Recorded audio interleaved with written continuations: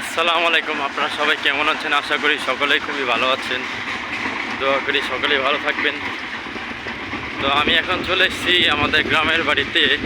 এখানে আমাদের থানা আছে, সেখানে আসছিলাম। তো চারপাশে শুধু ঝোপঝাড় জঙ্গল, আসলে তা না, এখানে রাস্তার দু সাইড দিয়ে শুধু ধান ক্ষেত আর ধান ক্ষেত, আর আশেপাশে শুধু মাটির ঘর বাড়ি আছে, এটাই। তো সবাই ভিডিওটা শেয়ার করবেন এবং লাইক কমেন্ট সাবস্ক্রাইব করবেন, যেন আমার পরবর্তী ভিডিও কি আপনাদের কাছে চলে যায়।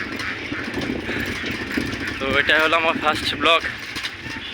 যদি কিছু ভুল হয়ে থাকে সকলে ক্ষমা করে দিবেন। আমি এখন আছি আমাদের গ্রামের বাড়িতে, সাইকেল নিয়ে যাচ্ছি নানির বাড়িতে। তো ভিডিওটি কেমন লাগলো বন্ধুরা সবাই কমেন্ট বক্সে জানাবেন। আশা করি সকলেই ভালো আছেন। কারণ আমি আরও সামনে গিয়ে একটা বড় একটা ভিউ দিবনি, যেন পুরো স্পষ্ট ভিডিওটি দেখা যায়। এখানে মানে একটু ঘনবসতি রাস্তার সাথে, সমস্যা নাই। আরও সামনে গেলে এই মনে করেন আপনার দুই সাইডেই জঙ্গল আছে, আবার এই আশেপাশে পুকুর আছে। আর এই যে এখানে আছে মনে করেন আপনার বাজার রাস্তার সাথে।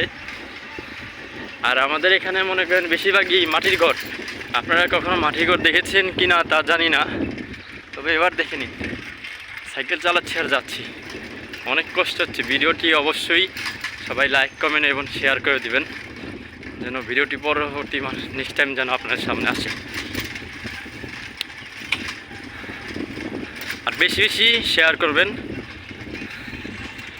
তো আবার পরে ভিডিও করি। তো এই যে এটাই হলো আমাদের বাড়িতে মানে গ্রামের বাড়িতে মাটির ঘর। এটা হলো 2 তলা বিল্ডিং। আশা করি স্পষ্ট দেখা যাচ্ছে। আসলে এখানে অনেক রোদ উঠেছে, তো তাই অনেক কষ্ট হচ্ছে। এই সাইকেল চালিয়ে যাচ্ছি, পাছা ব্যথা হয়ে গেছে। তো আমি এখন আছি আমাদের গ্রামের বাড়িতে, বগুড়া। ভিডিওটি কে কোথা থেকে দেখছো অবশ্যই লাইক কমেন্ট করবে আর শেয়ার করবে। আর কমেন্টে জানিয়ে দাও যে তোমরা ভিডিওটি কে কোথা থেকে দেখছো। অনেক রোদ, তো তাই এই সাইকেলটা আস্তে আস্তে চালাচ্ছি। তো আমাদের গ্রামের বাড়িতে যে বেশিরভাগ এখানেই এই যে এরকম ভ্যান দিয়ে সবাই চলাচল করে, যে ভ্যানগুলো দেখছে, এই ভ্যান দিয়েই মনে করেন বেশি চলাচল হয়। আর এই যে আশেপাশে যেসব পুকুর আছে, পুকুরের পানি সব শুকিয়ে গেছে। আমাদের গ্রামের রাস্তার সাথে একটা সুন্দর মসজিদ আছে, দেখতে পাচ্ছেন কিনা জানি না। আশা করি এই ভিডিওটি সবাই শেষ পর্যন্ত দেখবেন। একটু ধৈর্য ধরেন, আমি একটা সুন্দর একটা ভিউ আপনাদের দেখাবো।